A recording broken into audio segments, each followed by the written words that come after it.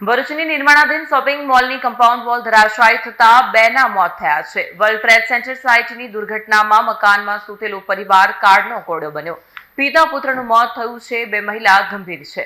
ભરૂચમાં ચોમાસાના પ્રથમ વરસાદે ખુશીના બદલે ગમગીનીનો માહોલ સર્જ્યો છે। વરસાદના પ્રથમ ઝાપટાથી લોકોને અસહ્ય ગરમીમાંથી રાહત તો મળી, પરંતુ બીજી તરફ એક કરુણ દુર્ઘટનામાં બે નિર્દોષ લોકોએ જીવ ગુમાવ્યા છે। ફાયર બ્રિગેડનું રેસ્ક્યુ ઓપરેશન ઘટનાની જાણ થતાં જ ફાયર બ્રિગેડની ટીમ તાત્કાલિક પહોંચી સ્થાનિક લોકોની મદદથી ભારે જહેમત બાદ કાટમાળ નીચે ફસાયેલા તમામ લોકોને બહાર કાઢવામાં આવ્યા। જોકે હોસ્પિટલ ખસેડાયા બાદ તબીબોએ અશ્વિન વસાવાને તેમના 21 વર્ષના પુત્ર આશિષ વસાવાને મૃત જાહેર કર્યા, જ્યારે પરિવારની બે મહિલાઓ ગંભીર રીતે ઇજાગ્રસ્ત થતાં તેમને સારવાર અર્થે ખસેડવામાં આવી। આ ભયાનક દુર્ઘટનાએ નિર્માણાધીન સાઇટ્સ પર રખાતી સુરક્ષા વ્યવસ્થા અને તંત્રની બેદરકારી સામે ગંભીર પ્રશ્નાચિહ્ન ઊભું કર્યા છે। સ્થાનિકોમાં ચર્ચા છે કે આ દુર્ઘટના પાછળ માત્ર કુદરતી વરસાદ જવાબદાર છે કે બિલ્ડરની ઘોર બેદરકારી। હાલમાં પોલીસે અકસ્માત મોતનો ગુનો નોંધી વધુ તપાસ હાથ ધરી છે। મારું નામ ધર્મેશ કાલિદાસ વસાવા છે।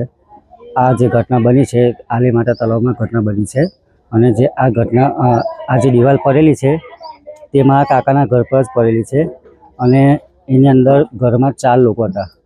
હવે 4 લોકોમાંથી જે રાતના ગાળામાં અમે ઊંચી પગલે લીધે 2 જણને કાઢી, અંદર 4 જણ હતા, એમાંથી અમે 2 જણને બહાર કાઢ્યા, અને 2 જણને છે ને તો ફાયર બ્રિગેડના કારણે અમે એમને બહાર કાઢ્યા।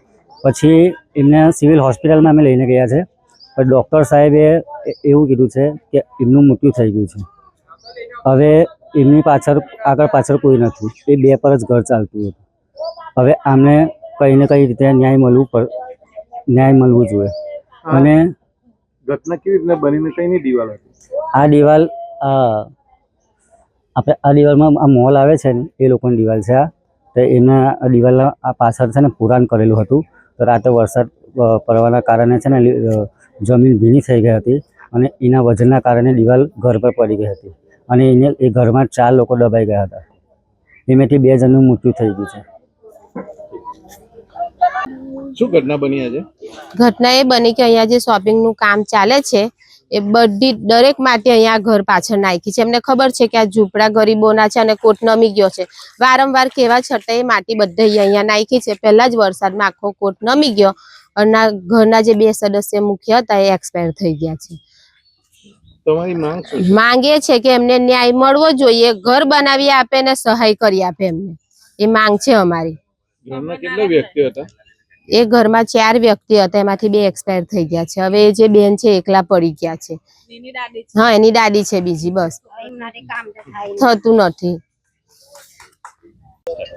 ગત રોજ ભરૂચ શહેર સ્થિત આલી વિસ્તારમાં 2:30 વાગ્યાની આસપાસ એક દિવાલ ધરાશાયી થવાનો બનાવ બન્યો હતો, જેની જાણ 2:35ની આસપાસ કંટ્રોલ રૂમ ભરૂચ ખાતે થતાં ભરૂચ ફાયર બ્રિગેડની ટીમ તાત્કાલિક ઘટના સ્થળે આવી પરિસ્થિતિ જોતા ત્યાં 2 ઈસમો દબાયા હોય તેવી માહિતી મળી હતી, જેની મદદથી રેસ્ક્યુ ટેન્ડરમાંથી અમારા જે આધુનિક સાધનો છે તેમાંથી એક રેસ્ક્યુ જેક દ્વારા તેઓને તાત્કાલિક અહીંયાથી રેસ્ક્યુ કરી સિવિલ હોસ્પિટલ ખાતે ખસેડવામાં આવ્યા હતા।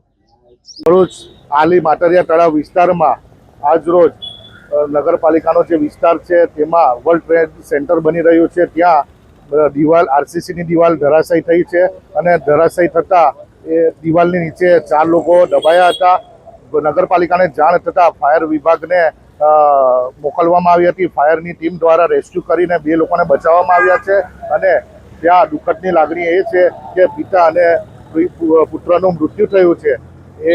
એ માટે વહીવટી અને પ્રશાસનની ટીમ ત્યાં પહોંચીને અમે પણ જાતે વિઝિટ મારીને ત્યાં પરિવારને સાંત્વના આપી છે, અને વહીવટી ટીમને આદેશ આપવામાં આવ્યા છે કે આવનારા દિવસોમાં આવી ઘટનાઓ ના બને એ માટે અમે ઝડપથી પગલાં લઈશું।